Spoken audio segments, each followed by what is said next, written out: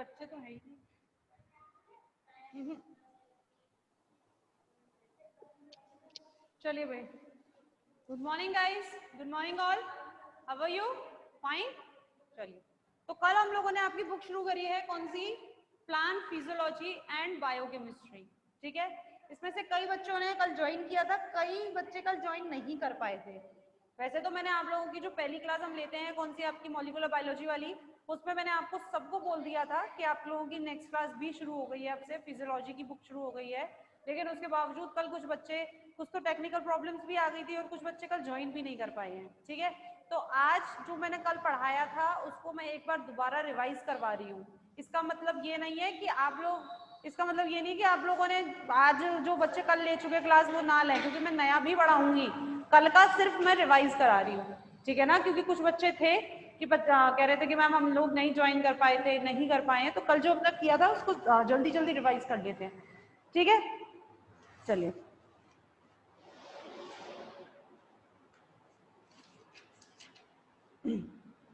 सबसे पहले तो हम लोगों ने कौन सी बुक शुरू करी है वो बात करते हैं।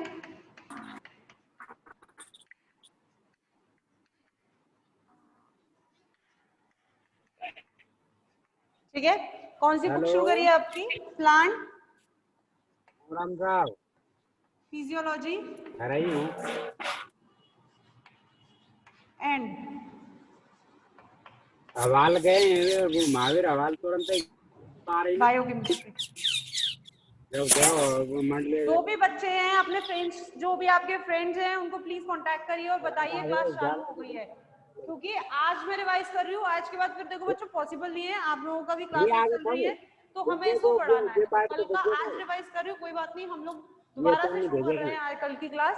लेकिन सब प्लीज ज्वाइन करिए, जिन्होंने ज्वाइन नहीं किया था कल वो आज ज्वाइन करिए, और जो भी स्टूडेंट्स ज्वाइन कर चुके हैं प्लीज अपने अपने फ्रेंड्स को फोन करके बोलिए, ठीक है ना, तो ज्वाइन करिए।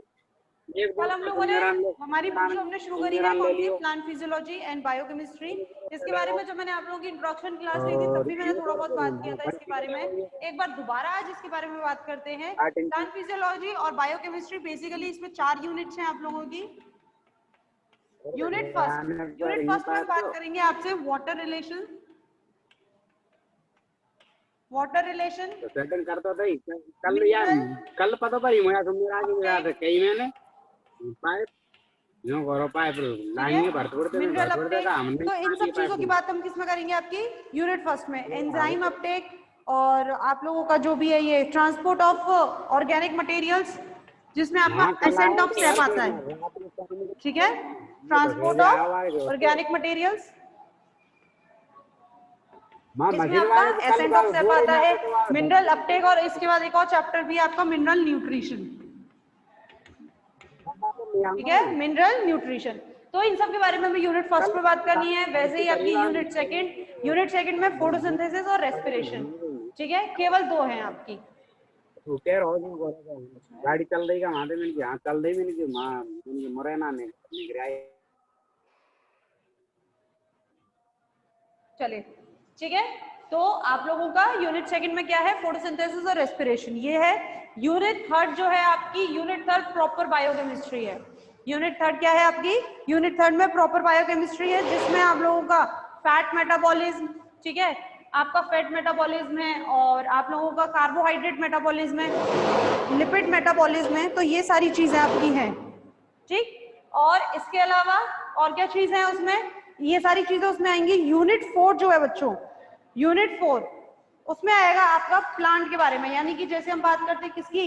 प्लांट सेनेसेंस, प्लांट एब्सिशन, इनकी बात करते हैं हम, ठीक है। तो वो आपका किस में आएगा? यूनिट 4 में आएगा। अब हम सबसे पहले जो यहाँ पे शुरू कर रहे हैं आपकी, वो है आपकी यूनिट फर्स्ट। और यूनिट फर्स्ट में क्या है आपका? यूनिट फर्स्ट में सबसे पहला चैप्टर है आपका वाटर रिलेशन। कल हम लोगों ने बात करी थी, जो बच्चे कल क्लास ले चुके हैं उन्हें पता होगा।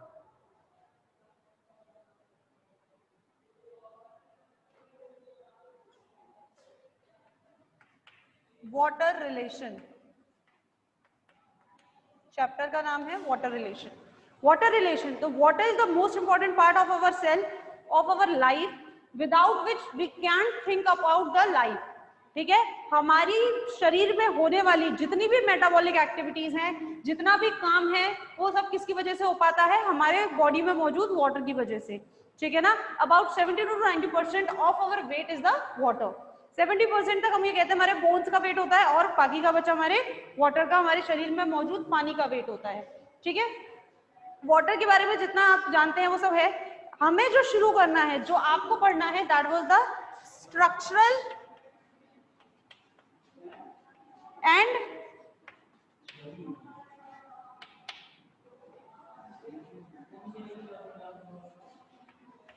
Physiological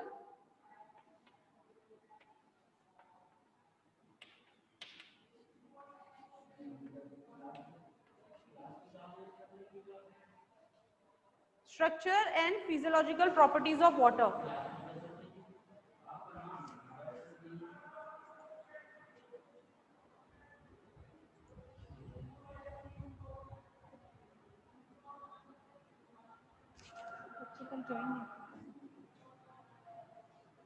structure and physiological properties of water.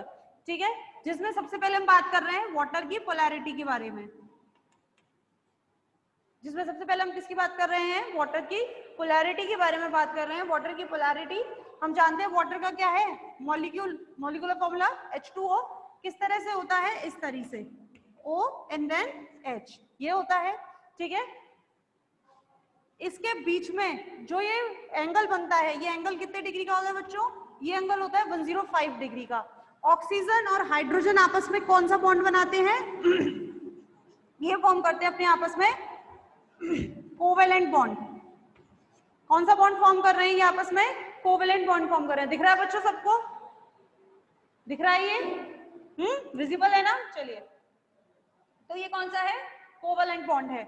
Oxygen और हाइड्रोजन के बीच में bond formation, covalent bond. Oxygen जो होता है हाइड्रोजन के कंपैरिजन में ज्यादा इलेक्ट्रोनेगेटिव होता है, ये अट्रैक्ट करता है, जिसकी वजह से ऑक्सीजन पे पार्शियल नेगेटिव चार्ज होता है और हाइड्रोजन पे पार्शियल पॉजिटिव चार्ज होता है। These both charges are equal, due to which the entire net charge is the zero, जिसकी वजह से पानी में कोई चार्ज नहीं होता है, लेकिन इनके मॉलिक्यूल्स पर चार्ज होता है। ऑक्सीजन पे पार्शियल नेगेटिव चार्ज होता है और हाइड्रोजन पे पार्शियल पॉजिटिव चार्ज होता है। ठीक है, तो हम ये कह सकते हैं क्या है, पानी में पोलैरिटी है या नहीं है, पोल्स फॉर्म्ड हो रहे हैं, तो water molecule is the polar molecule. और इसी पोलैरिटी की वजह से भी क्या कहते हैं कि आपकी जो सेकंड प्रॉपर्टी है, क्या, एक्सीलेंट सॉल्वेंट। वाटर क्या होता है बच्चों, एक्सीलेंट सॉल्वेंट होता है। क्यों, इसी प्रॉपर्टी की वजह से। जितने भी आपके प्रोटीन्स होते हैं, प्रोटीन्स में क्या होते हैं, प्रोटीन्स में NH2 ग्रुप होता है, अमीनो ग्रुप होता है, और ये NH2 ग्रुप नाइट्रोजन के साथ या हाइड्रोजन के साथ जो ये ऑक्सीजन होता है ना बच्चों, तो ये बनाता है वीक हाइड्रोजन बॉन्ड। क्या फॉर्म करता है ये, वीक हाइड्रोजन बॉन्ड। यानी कि इस तरह से पानी में मौजूद सभी मॉलिक्यूल्स के साथ जो ऑक्सीजन है या पानी के जो मॉलिक्यूल्स हैं, वो क्या करते हैं, एक बॉन्ड फॉर्मेशन करते हैं, और इसी की वजह से वीक हाइड्रोजन बॉन्ड फॉर्म करने की वजह से उसमें एक नेटवर्क प्रेजेंट होता है, किसमें, पानी में। और यही कारण है कि जितना भी आप कुछ भी आप पानी में डालते हैं वो क्या हो जाता है, उसमें सोल्यूबल हो जाता है। That's why we call the water is the excellent solvent. ठीक है, क्यों, क्योंकि पानी में क्या है, पोलैरिटी है, इसमें पोल्स फॉर्म्ड होते हैं और ये हर मॉलिक्यूल के साथ क्या होता है, सोल्यूबल होता है। आगे बात समझ में सबको, कोई डाउट। ठीक है, तो ये हो गई इसकी पोलैरिटी, और हमने बोला क्या है, एक्सीलेंट सॉल्वेंट। नेक्स्ट है आप लोगों का क्या, नेक्स्ट है आपके टेम्परेचर्स। इसमें हम बात करेंगे नेक्स्ट किसकी, टेम्परेचर्स की।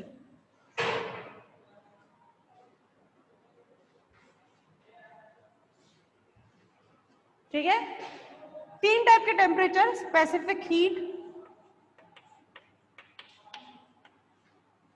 फ्यूजन हीट और heat of vaporisation.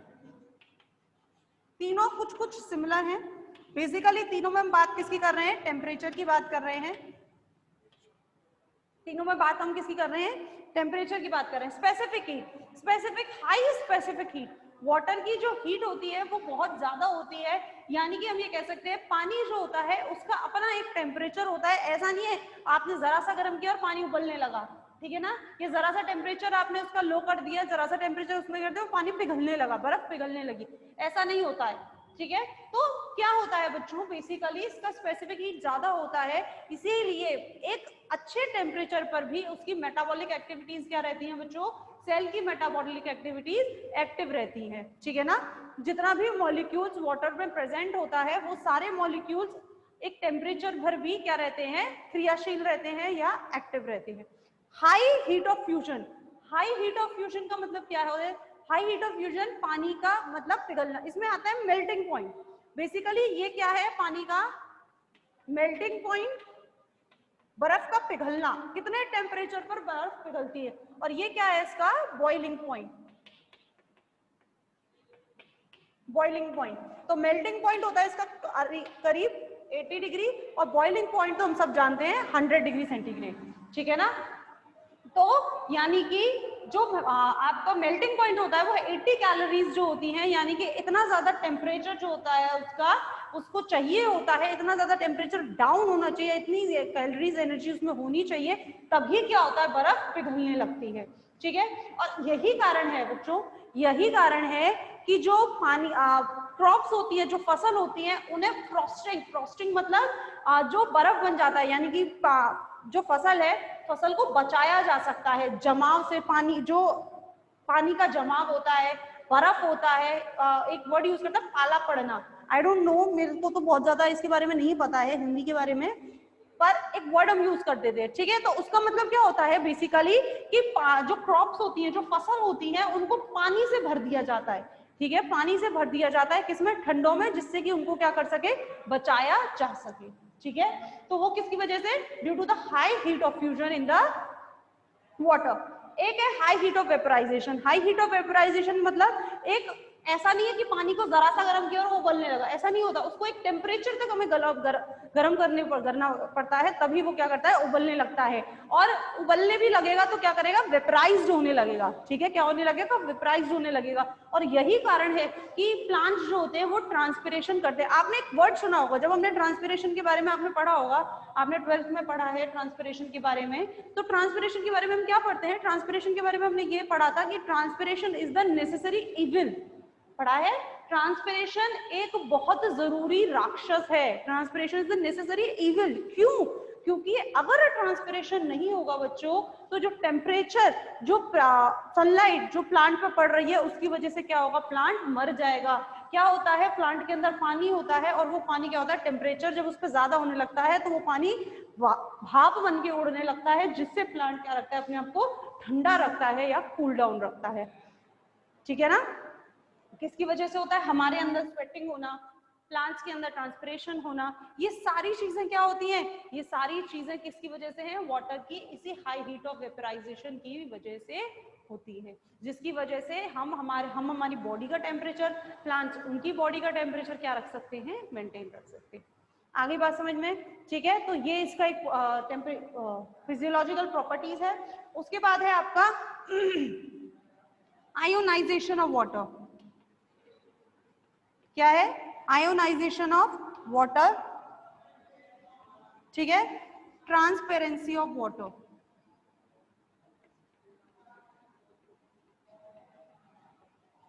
Transparency of water, ionisation of water सब जानते हैं, अभी मैंने आपको थोड़ी देर पहले बताया, H2O यानी कि पानी के जो मॉलिक्यूल्स है किसमें टूट जाते हैं, H+ और OH-, यानी कि पानी भी क्या हो सकता है, आयोनाइज्ड हो सकता है, ठीक है। और इसी प्रॉपर्टी की वजह से अगर इसमें कोई मॉलिक्यूल्स, कोई चीज अगर आप इसमें ऐड करते हैं तो उसके साथ ये क्या कर लेता है, कंपोनेंट्स फॉर्म कर लेता है, कंपाउंड फॉर्म कर लेता है, ठीक है ना, किसकी वजह से, इसके आयोनाइजेशन प्रॉपर्टी की वजह से। ट्रांसपेरेंसी ऑफ वाटर, आप सबको पता है पानी कैसा है, ट्रांसपेरेंट है लेकिन ये पानी ट्रांसपेरेंट, तो पानी की इसी ट्रांसपेरेंसी की वजह से क्या होता है, पानी में सब चीज क्लियर दिखती है, क्लियरली विजिबल होती है, किसमें, पानी में। और इसी वजह से जो सनलाइट है वो बहुत इजीली क्या कर सकती है, पानी को पेनिट्रेट कर सकती है।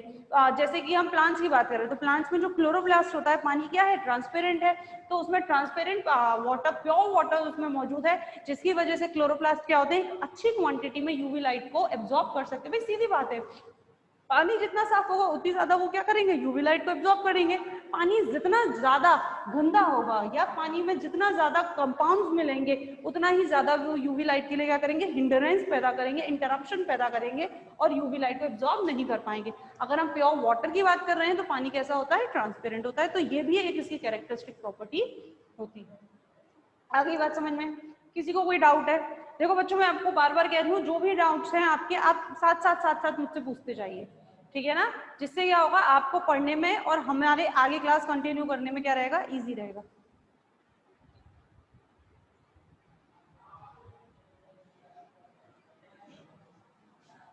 ठीक है, कोई डाउट किसी को? यहां तक आगे बढ़े, चलिए।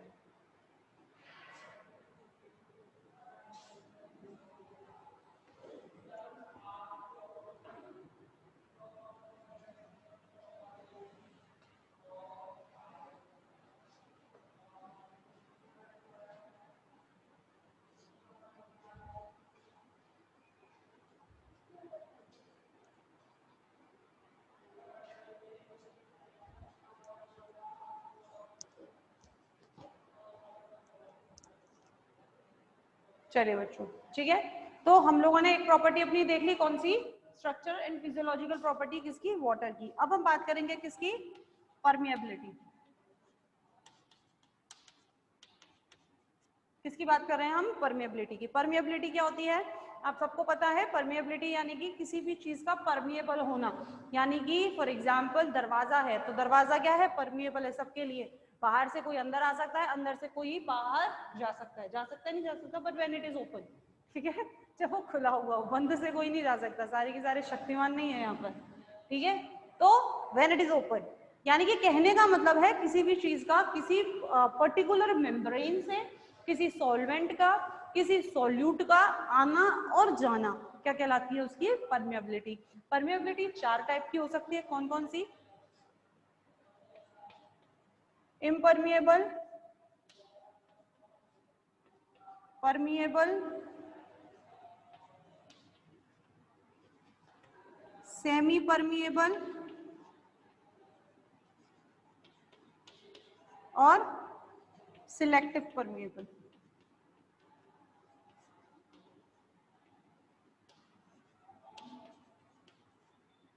ठीक है, ये क्या है आपकी जो परमिएबिलिटी है उसके टाइप्स है। इम्परमिएबल, अच्छा नाम से समझ में आ रहा है, इम्परमिएबल जो किसी के लिए परमिएबल नहीं होगा।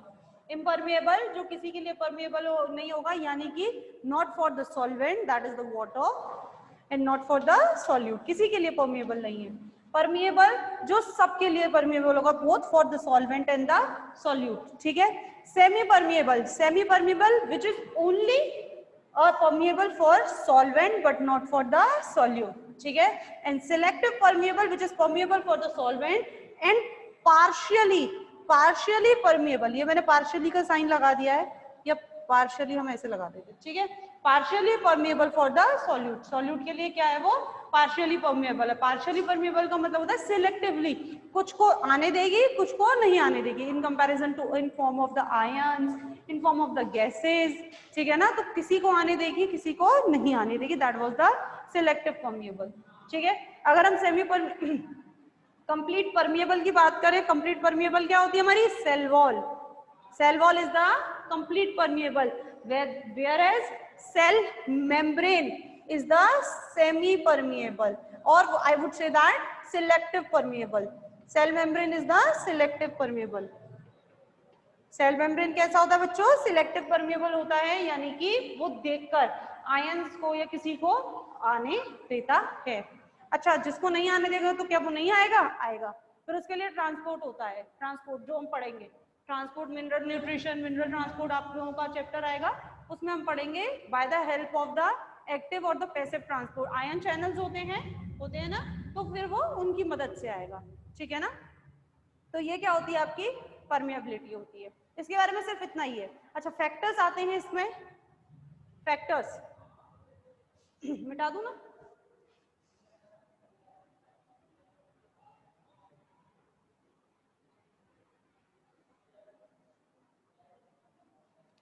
भाई अभी तक आप लोगों को समझ नहीं आया? ये सेकंड ईयर की क्लास चल रही है, बच्चे अभी भी मुझसे पूछ रहे हैं मैडम सेकंड ईयर है या फर्स्ट ईयर है? सेकंड ईयर है बच्चों, सेकंड ईयर है। फर्स्ट ईयर के बच्चे अगर अटेंड कर रहे हैं तो मोस्ट वेलकम, कोई प्रॉब्लम नहीं है, पर ये सेकंड ईयर है, सेकंड ईयर में है प्लांट फिजियोलॉजी और बायोकेमिस्ट्री, आपके में नहीं है फर्स्ट ईयर में, ठीक है। अभी भी बच्चे मुझसे कुछ पूछ रहे हैं मैम ये सेकंड ईयर है या फर्स्ट ईयर है, तो ये सेकंड ईयर, ठीक है।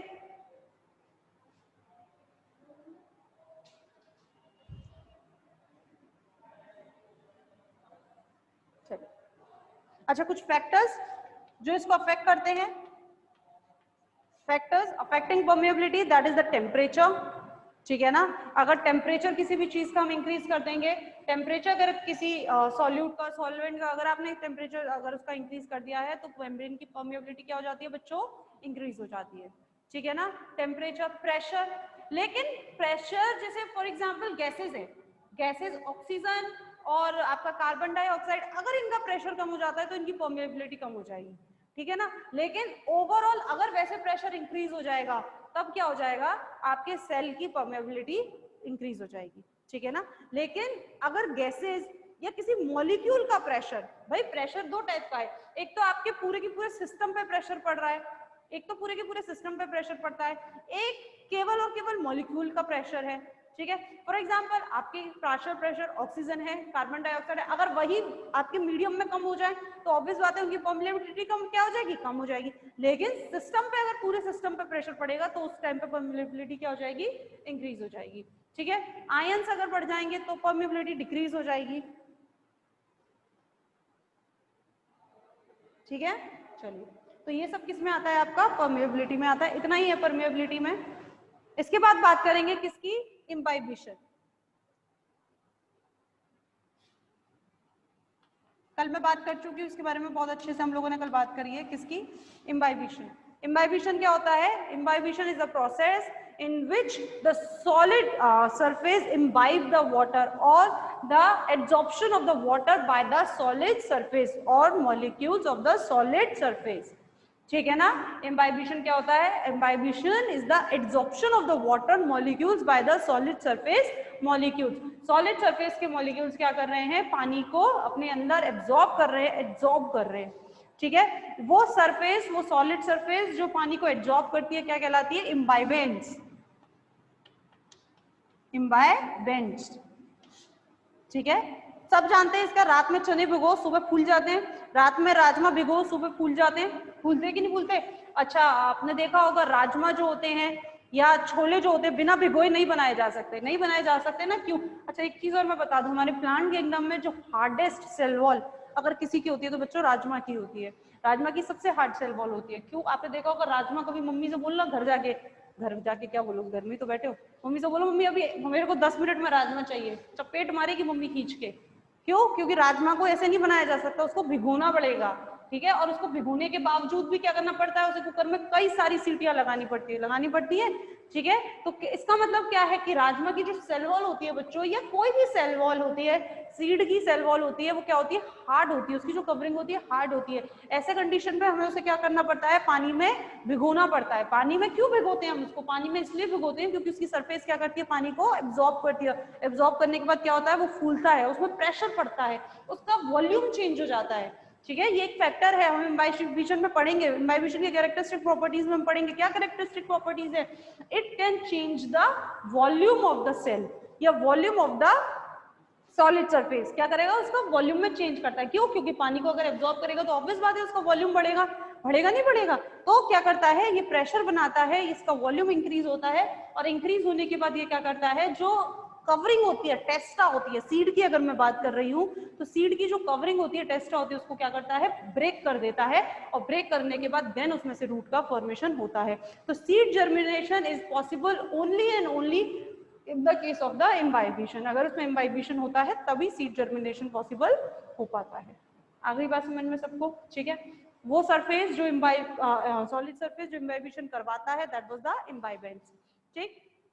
इसके अलावा वाटर मॉलिक्यूल्स जा रहे हैं तो कुछ प्रेशर लगाएंगे भाई, डेफिनेटली इसी बात है, अगर वाटर मॉलिक्यूल्स ट्रांसफर हो रहे हैं तो किसी चीज में, किसी सरफेस में अगर वो घुस रहे हैं तो प्रेशर लगाएंगे, तो वो प्रेशर क्या कहलाता है, उस सेल सिस्टम पर जो प्रेशर लग रहा है, that was the imbibition pressure, ठीक है ना, वो क्या कहलाता है, इम्बाइबिशन प्रेशर कहलाता है। चलिए, और क्या होता है, अगर मैं बात कर रही हूँ इसके फैक्टर्स की या इसकी कैरेक्टरिस्टिक प्रॉपर्टीज की अगर मैं बात कर रही हूँ तो एक तो हमने देख लिया change in the volume, volume में चेंज हो जाता है। दूसरा क्या होता है, दूसरा होता है प्रोडक्शन ऑफ हीट।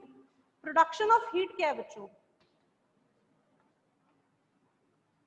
भाई सीधी बात है, ये कोई मीडियम है, इसमें ये कोई सेल है, ठीक है ना, यहाँ पानी मौजूद है, इस सेल में क्या किया, पानी ने एंटर किया। एंटर करने के बाद अभी तक तो ये क्या था, इसमें मॉलिक्यूल्स जो पानी के एंटर कर रहे थे वो काइनेटिक एनर्जी में थे, लेकिन यहाँ आके कैसे हो गए, वो स्टैटिक एनर्जी में आए कि नहीं आए, पोटेंशियल एनर्जी हो गई उनमें, यानी कि काइनेटिक एनर्जी क्या होगी, रिलीज होगी। और जो काइनेटिक एनर्जी इनकी रिलीज होगी वही क्या करती है, सिस्टम में हीट प्रोड्यूस करती है। तो प्रोडक्शन ऑफ द हीट। आगे बात समझ में सबको? ठीक है, डेवलपमेंट ऑफ प्रेशर आपको आ गया समझ में, चेंज इन द वॉल्यूम आपको आ गया समझ में। किसी को अभी भी कोई डाउट हो तो पूछ लो, पूछो भाई, फटाफट पूछो, क्योंकि अब हम नया चैप्टर शुरू करेंगे। अब हम नया चैप्टर से मतलब है नया शुरू करेंगे, ठीक है। कल जो क्या, रिज्वाइन कर लीजिए बच्चों क्लास, और किसी को कोई डाउट हो तो फटाफट बताइए मुझे।